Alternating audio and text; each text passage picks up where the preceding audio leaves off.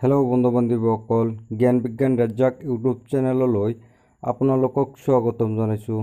বন্ধু বান্ধৱীসকল, আজি মই এইটো ভিডিঅ'ত আলোচনা কৰিম 3/10/2021 তাৰিখে অনুষ্ঠিত হৈ যোৱা স্পেচিয়েল টেটৰ অসমীয়াৰ প্ৰশ্ন উত্তৰবোৰ।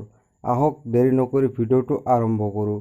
ভিডিঅ'টো আৰম্ভ কৰাৰ আগতে যিসকল বন্ধু বান্ধৱীয়ে মোৰ চেনেলত নতুন, অনুগ্ৰহ কৰি চেনেলটো ছাবস্ক্ৰাইব কৰি ল'ব আৰু লগতে থকা বেল আইকনটো প্ৰেছ কৰা যাতে পাহৰি নাযায়।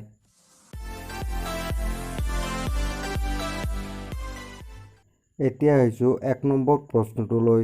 1 নম্বৰত দিয়া আছে, অসম এছ'চিয়েশ্যনৰ উপসভাৰ প্ৰথম উপসভাপতি কোন আছিল? ইয়াৰ শুদ্ধ উত্তৰটো হ'ব জগন্নাথ বৰুৱা। 2 নম্বৰত দিয়া আছে, লক্ষ্মীনাথ বেজবৰুৱাৰ জন্ম কেতিয়া হৈছিল?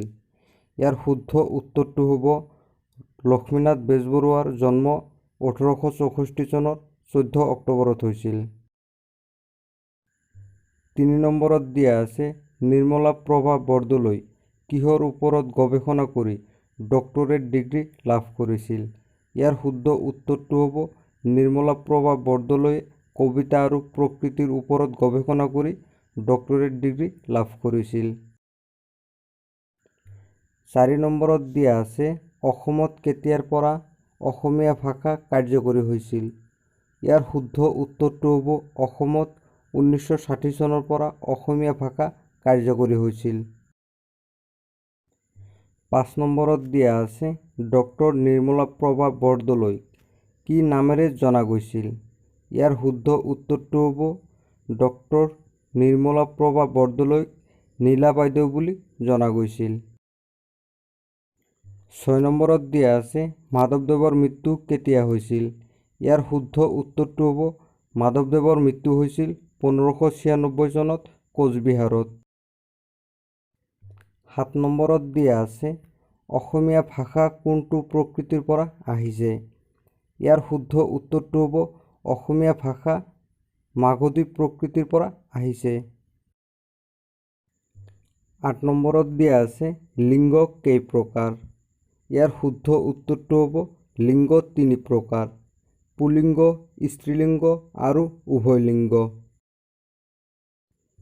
9 নম্বৰত দিয়া আছে, ভৱেন্দ্ৰনাথৰ কোনখন বোলছবি হিন্দী ভাষাত আহিছিল?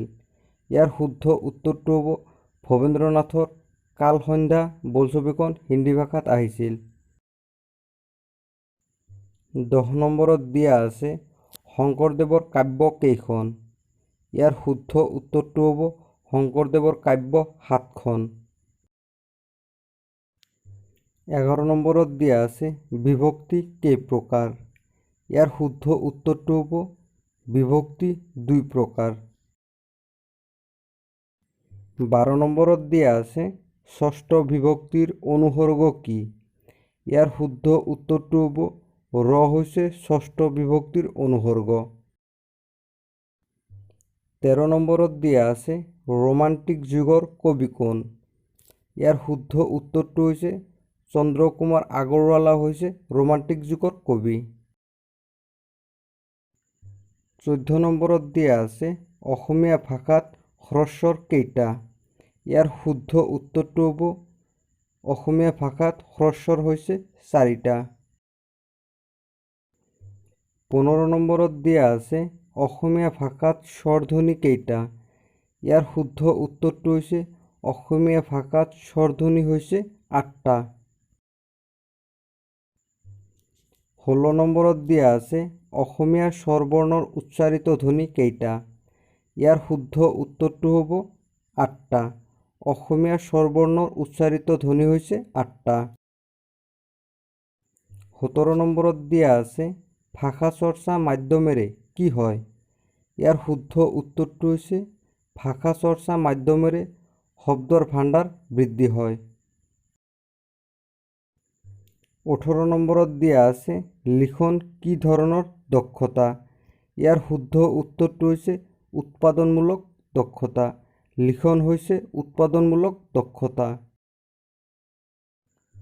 19 নম্বৰত দিয়া আছে, সত্যবিধি মতে কোনটো শুদ্ধ? এইটো অপশ্যনত দিয়া আছিল।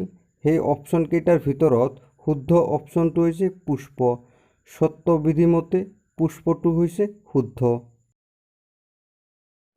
20 নম্বৰত দিয়া আছে ৰি ৰ আৰু মূৰ্ধন্যাক্ষৰ পিছত দন্ত্য কি হয়?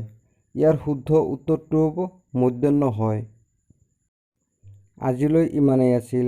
বন্ধু বান্ধৱীসকল, যদি ভিডিঅ'টোত কিবা ভুল হৈছে অনুগ্ৰহ কৰি জনাই দিব আৰু মোক ক্ষমা কৰি দিব, কাৰণ আপোনালোকক ভুল ইনফৰমেশ্যন দিয়াটো মোৰ উদ্দেশ্য নহয়।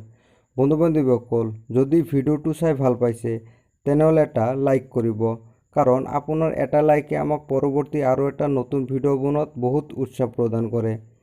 আৰু এনেধৰণৰ হেল্পফুল ভিডিঅ' পোৱাৰ কাৰণে জ্ঞান বিজ্ঞান ৰাজ্জাক ইউটিউব চেনেলটো ছাবস্ক্ৰাইব কৰি ল'ব। ধন্যবাদ।